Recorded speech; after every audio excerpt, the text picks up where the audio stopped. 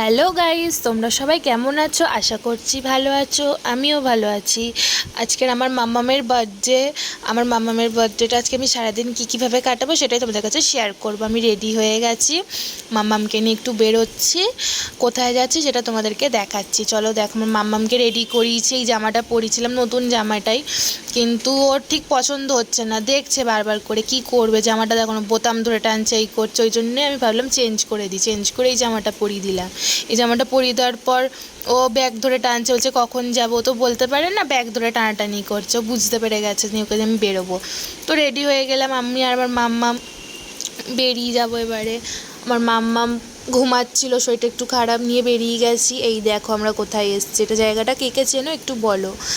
নতুন আমরা এখানটা দেখো তো কি সুন্দর। আমরা এই প্রথমবারই এলাম এই জায়গাটা, এর আগে এসেছি তখন এরমভাবে সাজাইনি জিনিসটা। এই যে আমরা চলে এসেছি, এবার আমরা যাচ্ছি। বুঝতে পারছো কে কে এটা কোথায় বলো, কমেন্ট করো। আমরা উঠে এলাম, এটা হচ্ছে কালীঘাট স্কাই ওয়াক। কে কে এসছে এখানটা? আমি তো এটা হওয়ার পর এইবারই এলাম। এর আগের বার যখন এসেছিলাম তখন এটা তৈরি পুরোপুরি হয়নি, হচ্ছিল সবে ব্রিজটা। জন্য আমি আমার মাম্মার বার্থডেতে এখানেই পুজো দিতে এসেছিলাম। আমি আমার মাম্মাম যাচ্ছে, মাম্মাম তো এই চারদিকে লাইট লাগানো ওগুলোই দেখতে ব্যস্ত। ওকে বলছে আমার ক্যামেরার দিকে তাকা, একটু একটু পিক তুলি, একটু ফটো তুলি। ও তো তাকাচ্ছেই না, একটু করে তাকাচ্ছে আর মুখ ঘুরিয়ে নিয়েছে। চলো তোমাদেরকে এটা পুরোটা দেখাই, দেখো কেমন। যারা যারা আসোনি বা দেখোনি, জায়গাটা চেনো না, তারা দেখো আর কমেন্টে জানাও কেমন লাগলো জায়গাটা। আমার তো বেশ ভালোই লেগেছে।